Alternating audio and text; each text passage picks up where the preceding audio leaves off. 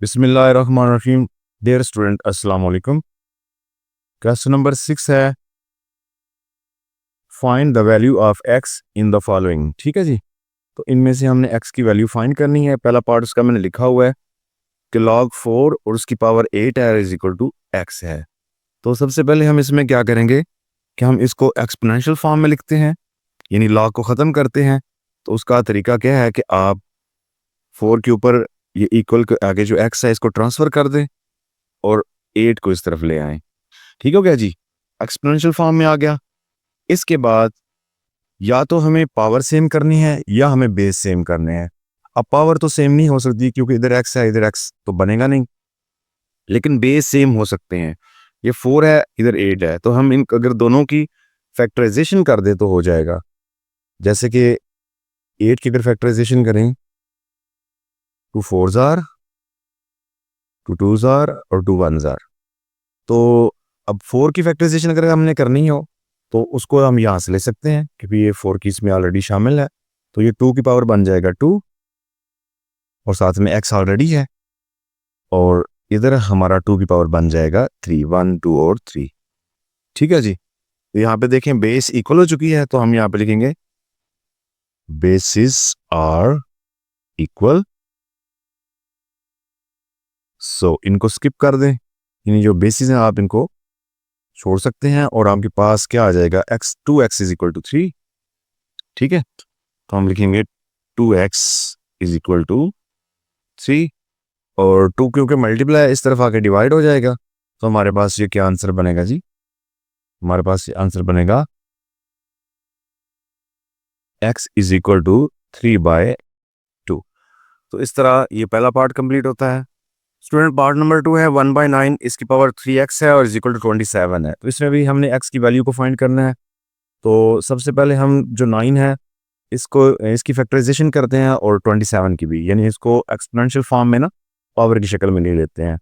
तो 27 की अगर फैक्टराइजेशन करें तो क्या आएगा जी 3 पर, तो 3 9 जार 27 होता है और फिर 3 3 जार 9, 3 1 जार 3। तो 9 की अलग से फैक्टराइजेशन करने की ज़रूरत इसमें भी नहीं है क्योंकि ये देखें 9 यहाँ से हम जो है वो 9 की फैक्टराइजेशन ले सकते हैं क्योंकि वो 3 की पावर 2 बनना है और 27 की जो है वो 3 की पावर 3 बनेगा। तो चले मैं यहाँ पे इसको करता हूँ 3 की पावर 2, ये 9 हो जाएगा और ये 3x, और क्योंकि ये 27 मुकम्मल है तो ये 3 की पावर 3 है। ओके जी, तो अब क्या हो सकता है ये 3 की पावर 2 जो है ये हम अगर ये जो फ्रैक्शन लिखा हुआ है इसके ऊपर लेके जाएं, ठीक है, तो 3 की पावर -2 हो जाएगा और बाहर क्या है जी इसकी 3x, और इस तरफ क्या है 3 की पावर 3। ओके स्टूडेंट, अब देखें तो ये पावर आपस में मल्टीप्लाई में है, तो 3 की पावर प्लस माइनस -6x हो जाएगा और ये 3 की पावर 3। तो यहाँ पे देखें स्टूडेंट बेस जो है वो इक्वल हो चुकी हैं, तो आप लिख सकते हैं कि basis are equal, basis are equal. So इनको स्किप कर दें और ये -6x इज इक्वल टू 3 हो जाएगा, जो कि 6 जो है वो दूसरी तरफ जाके डिवाइड हो सकता है क्योंकि x के साथ ये मल्टीप्लाई है। तो x इज इक्वल टू 3/-6। अब 3 को अगर इस पे डिवाइड करें 3 1 जार 3, 3 2 जार 6, तो ये x इज इक्वल टू -1/2 हो जाएगा क्योंकि 6 माइनस में था, तो माइनस चाहे वो जो है फ्रैक्शन के अंदर नीचे वैल्यू हो या ऊपर हो, यानी कि नॉमिनेटर में हो या डिनोमिनेटर में, क्वेश्चन जो सारा आंसर है, सॉरी आंसर सारे के सारा वो माइनस में हो जाता है। तो इस तरीके से ये इसका पार्ट नंबर 2 भी कंप्लीट होता है। पार्ट नंबर 3 है स्टूडेंट 1/32 और इसकी power 2x is equal to 64। तो स्टूडेंट इसमें भी हम फैक्टराइज करेंगे। ठीक है, 64 की फैक्टराइजेशन करें पहले, 2 पे हो जाएगा 2 3 जार 6, 2 2 जार 4, 32 आ जाएगा और ये 32 की फैक्टराइजेशन भी इसमें से ही हो जाएगी। तो 2 16 जार 32, फिर 2 पे 2 8 जार, फिर 2 पर 2 4 और 2 2 जार और 2 1 जार। ठीक है स्टूडेंट, तो अगर हम 64 के लिहाज से देखें यानी 64 के लिहाज से देखें तो ये 1 2 3 4 5 6, ये 2 की पावर 6 बनेगा, यानी इस तरफ अगर देखें 2 की पावर 6। ठीक है, लेकिन अगर हम 32 की देखें, क्योंकि इधर भी करनी है ना हमने फैक्टराइजेशन, तो इसको ही हम यहाँ से पिक कर लेते हैं, अलग से नहीं करते। 1 2 3 4 5, तो उसकी पावर 2 की पावर 5 बनेगा और बाहर है इसका 2x। जी स्टूडेंट, बिल्कुल पिछले प्रश्न की तरह अब इसको ऊपर लेके जाएं तो क्या आएगा हमारे पास, 2 की पावर -5 और 2x ऑलरेडी इसकी पावर है और ये 2 की पावर 6। अब 2 की पावर -5 को 2 से मल्टीप्लाई करें, -10x हो जाएगा, इज इक्वल टू 2 की पावर 6। तो बेसिस आर इक्वल है, बेसिस आर इक्वल। सो इनको स्किप करें, हमारे पास क्या आ रहा है जी, हमारे पास आ जाएगा -10x इज इक्वल टू 6। अब -10 क्योंकि x के साथ मल्टीप्लाई, इस तरफ आके डिवाइड, 6 बाई -10, 2 पे कटता है, काट लें, 2 3 जार 2 5 जार, तो x इज इक्वल टू -3/5। तो इसका ये आंसर यहाँ पे कंप्लीट होता। जी student, question number 7, write the following as a single logarithm. इसमें पार्ट नंबर 1 मैंने लिखा हुआ है कि 7 log x -3 log y की पावर 2। ठीक है जी, इसको हमने क्या करना है कि सिंगल लॉगरिथम में यानी वाहिद लॉगरिथम में लिखना है। तो सबसे पहले हम क्या करेंगे, एक्सपेंशन लॉ को इस्तेमाल करते हुए, यानी जो लॉग के शुरू में होता है वो हमेशा अगले की पावर होती है। ठीक है, तो उसको हम पावर बना देते हैं, यानी मैं लिखता हूँ log x की पावर 7 आ जाएगा, माइनस और 3 जो है, क्योंकि इसके लॉग के शुरू में लिखा हुआ है, ये इस तरफ आएगा तो इसकी पावर से मल्टीप्लाई होकर 6 हो जाएगा। ठीक है जी, यानी ये 3 जो है ये इसकी 2 से पावर से ये मल्टीप्लाई होकर 6 हो जाएगा, क्योंकि पावर है ना वो शुरू में पहले भी पावर है तो उसके साथ ही मल्टीप्लाई हो जाएगा। अब हम स्टूडेंट इसको क्योंकि दरम्यान में माइनस है, तो जो सेकंड लॉ इसका है कोशेंट लॉ, उसको इस्तेमाल कर लेते हैं। उसमें क्या होगा, लॉग, ठीक है, अब क्योंकि माइनस है तो वो डिवाइड हो रहे होते हैं, यानी ये आएगा x की पावर 7 डिवाइड बाय y की पावर 6। ठीक है जी, और ये इस तरह इसका जो है वो आंसर आ चुका है, क्योंकि हमने इसको सिंगल लॉगरिथम में लिखना था तो हमने लिख दिया। जी स्टूडेंट, पार्ट नंबर 2 है, इसको भी हमने सिंगल लॉगरिथम में लिखना है। तो ये शुरू में 3 आ रहा है जो कि 4 की पावर बनेगा। ठीक है, सबसे हम इसका पहले जो है ना एक्सपोनेंशियल लॉ है वो उसको इस्तेमाल करते हैं। ठीक है, तो क्योंकि मैंने अभी बताया कि लॉग के जो भी शुरू में आएगा ना वो पावर होती है स्टूडेंट अगली रकम की, तो 3 को इसकी पावर बनाए, log 4 इसकी पावर बन गई 3, माइनस अब इसके शुरू में कुछ भी वैल्यू नहीं है तो ये एज इट आ जाएगा log 32। ठीक होगा स्टूडेंट, अब हम आगे देखें तो log 4 की पावर 3, इसको अगर हम सॉल्व करें कैलकुलेटर पे कर लें या वैसे 4 मल्टीप्लाई 4 तो 4 4 बार 16 होता है, 16 4 बार 64 होता है, तो ये 64 बनेगा। ठीक है, आप कैलकुलेटर भी इस्तेमाल कर सकते हैं, और ये log 32 है। तो बिल्कुल पहले वाले पार्ट की तरह दरमियान में माइनस है तो यहाँ पे कोशेंट लॉ जो है वो इस्तेमाल होगा, यानी जब भी दरमियान में माइनस आ जाए तो आप उसको लॉग में लिख के उन वैल्यू को डिवाइड में लिख सकते हैं, यानी 64 जो माइनस की जगह पे डिवाइड, और ये सॉरी 32 था, 32 आ जाएगा। ओके जी, मजीद ये है कि अगर सिंप्लीफाई होता तो उसको कर लें, जैसे कि अभी हमारे पास ये डिवाइड होता है तो 32 जो है ये मुकम्मल इस पर डिवाइड हो जाता है 2 टाइम। ठीक है, तो 2 जो है इसका आंसर बन जाएगा, बहुत सिंपल मेथड से ये इस तरह ये क्लोज हो जाएगा।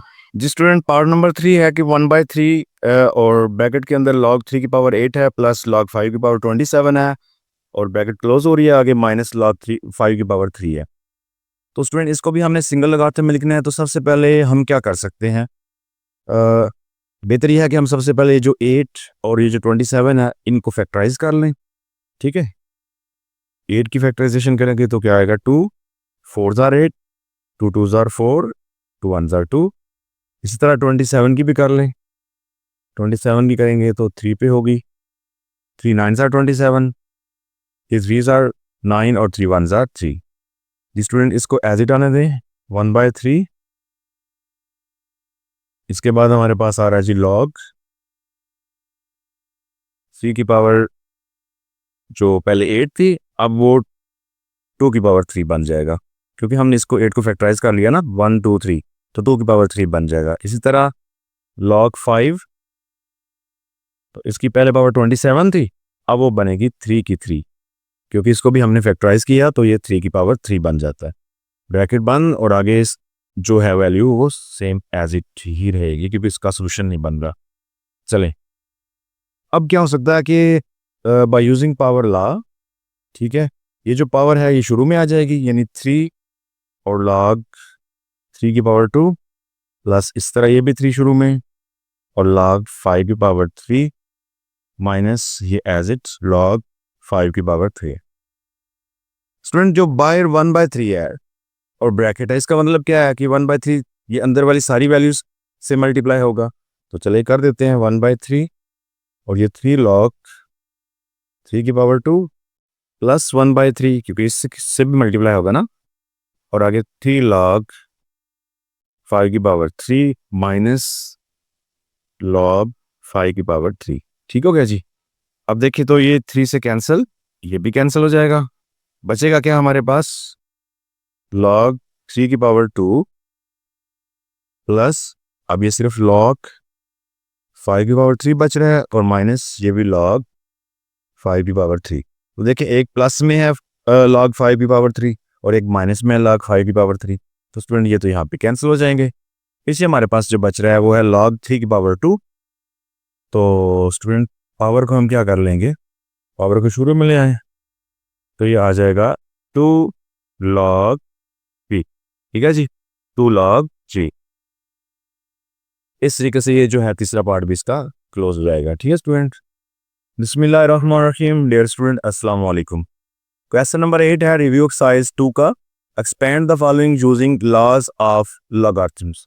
ठीक है जी, यानी कि लॉगरिथम के जो लॉ है उनको इस्तेमाल करते हुए इनको एक्सपेंड करना है। तो एक्सपेंड का मतलब ये है कि जो लॉग है ये हर वैल्यू के साथ आए।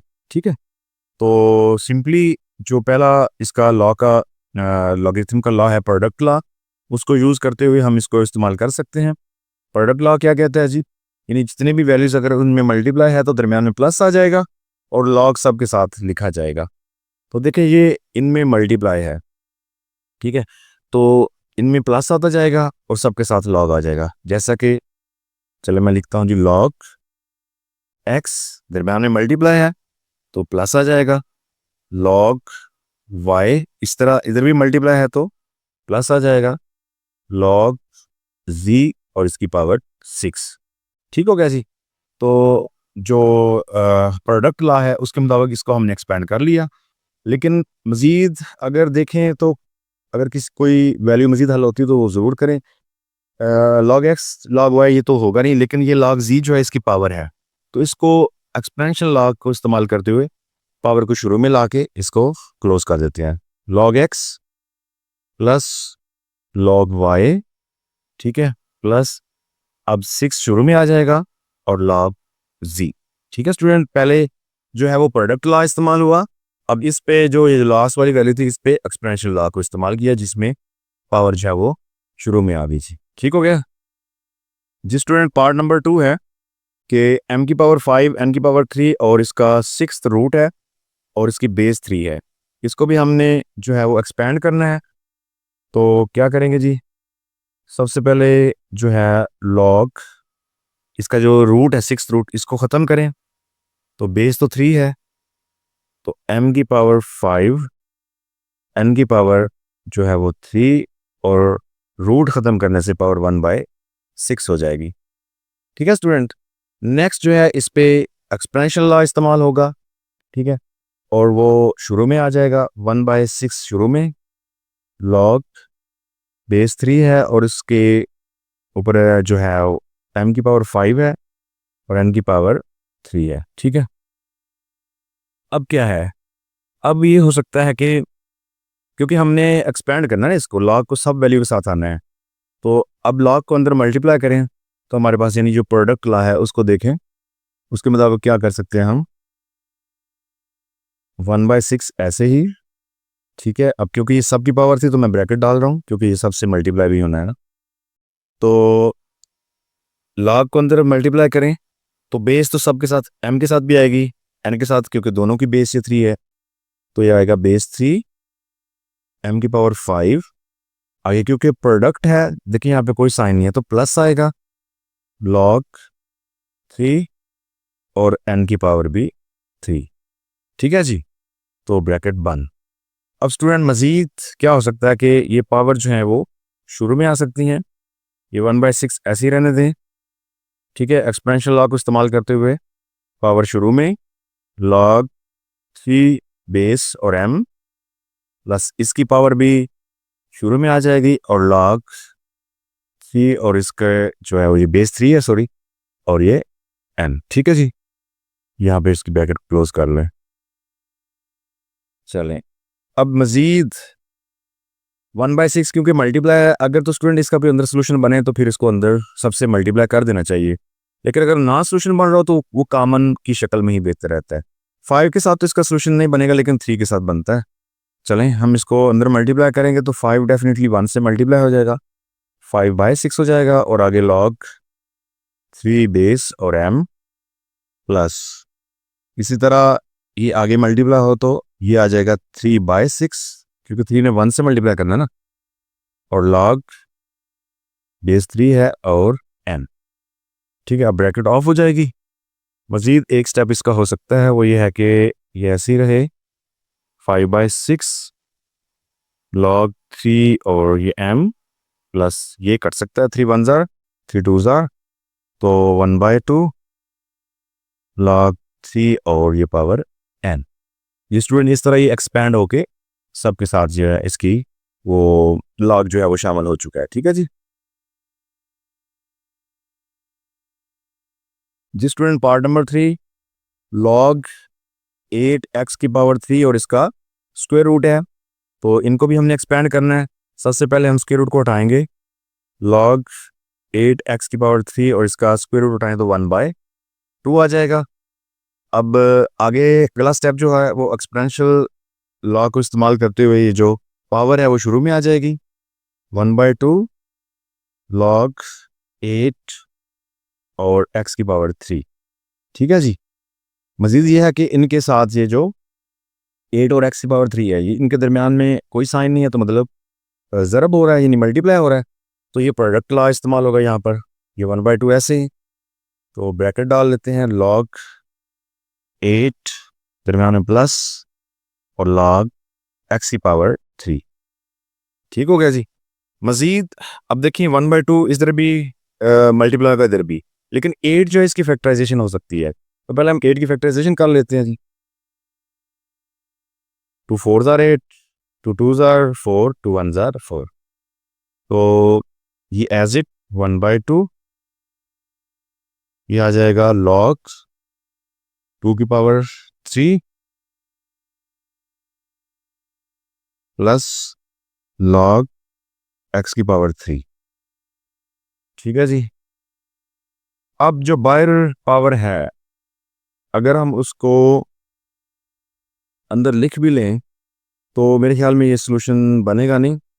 चले, ये मैं जो है 1/2 लिखता हूँ और ये पावर एक्सपोनेंशियल लॉ को इस्तेमाल करते हुए 3 शुरू में आ जाएगा, log 2 इसका भी 3 शुरू में, 3 log x। नेक्स्ट मजीद ये हो सकता है कि ये 3 जो है वो इसको कॉमन कर लिया जाए, तो बाहर क्योंकि 1/2 से मल्टीप्लाई होगा तो ये 3/2 हो जाएगा और अंदर आ जाएगा log 2 प्लस log x। तो इस तरह स्टूडेंट ये मुकम्मल तौर पर एक्सपैंड हो जाता है जी। इस तरह इसका ये लास्ट पार्ट था, ये भी क्लोज हुआ।